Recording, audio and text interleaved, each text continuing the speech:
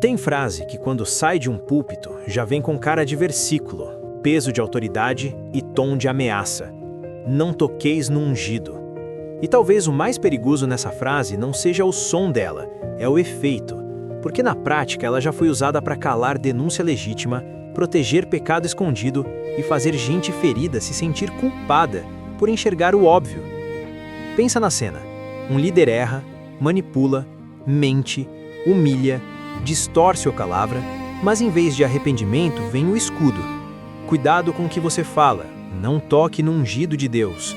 E pronto, a conversa morre, a vítima se cala, quem viu fica com medo. E o problema não é só o abuso, o problema é o abuso usando linguagem sagrada para parecer santo. Só que aqui entra uma verdade que muita gente precisava ouvir com clareza. Respeitar a autoridade espiritual não é o mesmo que tratar a autoridade espiritual como intocável. Essas duas coisas não são iguais. A Bíblia manda honrar liderança, sim, mas a Bíblia nunca ensinou que unção cancela a prestação de contas. Nunca ensinou que cargo apaga caráter. Nunca ensinou que quem sobe no púlpito entra numa espécie de zona sagrada, onde ninguém mais pode perguntar nada. E eu sei que esse assunto mexe fundo, porque tem gente que ouve isso e já trava por dentro. Mas e se eu estiver sendo rebelde? E se eu estiver pecando contra Deus? E se eu estiver abrindo a boca contra alguém que Deus levantou? Esse medo é real. Essa confusão é real. Principalmente para quem cresceu em ambiente onde questionar qualquer coisa era tratado como falta de submissão. Então não, você não está louco por sentir esse peso. Faz sentido você sentir esse conflito. O que não faz sentido é pegar esse conflito e transformá-lo em mordaça espiritual. Porque repara no truque. A frase parece bíblica, então ela convence. Ela soa humilde, mas muitas vezes serve ao orgulho.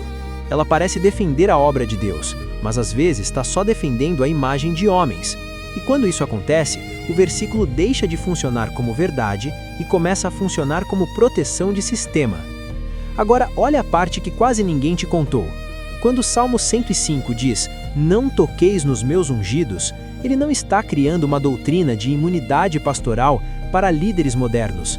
O Salmo está recontando a história dos patriarcas, gente frágil, peregrina, cercada por nações mais fortes, sendo preservada por Deus contra a violência real, contra a opressão real, contra a destruição real. O sentido do texto é proteção divina sobre o povo escolhido, não blindagem moral para alguém escapar de correção. E isso muda a pergunta inteira, porque se o texto não está falando de proibir confronto bíblico, então por que tanta gente usa essa frase exatamente para impedir confronto bíblico? Porque um versículo sobre proteção contra dano virou arma contra a verdade. E mais do que isso, se não tocar no ungido não significa nunca confronte um líder, então o que a Bíblia realmente ensina sobre autoridade, pecado e correção dentro da igreja? É aí que a coisa começa a ficar séria de verdade. E a resposta da Bíblia é mais equilibrada do que os extremos que a igreja costuma criar, porque ela não diz nem todo líder deve ser atacado, nem todo líder está acima de correção. Ela diz que a autoridade espiritual é real e digna de honra, mas também diz que nenhuma autoridade humana está acima da verdade de Deus. Olha como a própria Escritura funciona. Quando Davi, o rei ungido, cai em pecado, Natã não pensa, melhor ficar quieto para não tocar no ungido. Não. Ele vai até Davi e confronta, com coragem, com clareza, com temor de Deus maior do que temor do cargo. E no Novo Testamento acontece a mesma coisa. Quando Pedro se afasta da verdade do Evangelho na prática, Paulo o enfrenta publicamente, porque o erro era público e arrastava outras pessoas. Percebe o padrão? O problema nunca foi confronto bíblico. O problema sempre foi confronto carnal, acusação sem prova e rebeldia por orgulho. Isso a Bíblia condena, mas correção justa e fiel à palavra, isso a Bíblia preserva.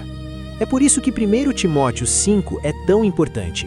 Paulo não manda aceitar qualquer acusação contra presbíteros de qualquer jeito, ou seja, nada de fofoca e ressentimento vestido de discernimento, mas ele também não cria blindagem espiritual. Pelo contrário, ele diz que os que vivem em pecado devem ser repreendidos na presença de todos. Então, o equilíbrio bíblico é esse. Nem caça às bruxas, nem impunidade sagrada. E isso precisa ser dito porque muita gente foi treinada a achar que silêncio é sinônimo de honra. Não é. Às vezes, o silêncio é exatamente o que permite que o abuso cresça e que a mentira continue usando o nome de Deus para se proteger. Ao mesmo tempo, esse vídeo não é desculpa para você entrar em modo de ataque.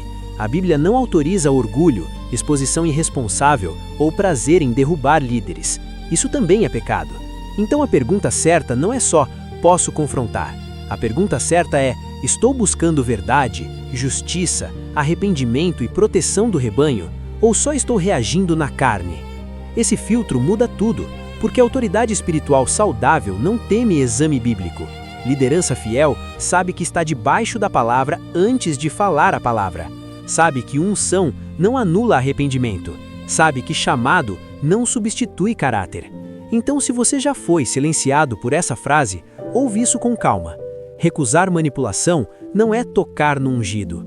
Pedir verdade, luz e responsabilidade não é tocar no ungido. Na verdade, muitas vezes o que desonrou a Deus não é o confronto bíblico, é o uso abusivo do nome de Deus para impedir confronto bíblico. No fim, a autoridade espiritual de verdade não pede fé cega em si mesma. Ela aponta para a Escritura, ela aceita a correção, porque a glória de Deus nunca depende de esconder a verdade. E talvez essa seja a frase que reorganize tudo dentro de você hoje. Unção nunca foi licença para impunidade. Se esse tipo de conteúdo te ajuda a limpar a confusão e voltar ao texto com mais clareza, inscreve no canal e continua aqui.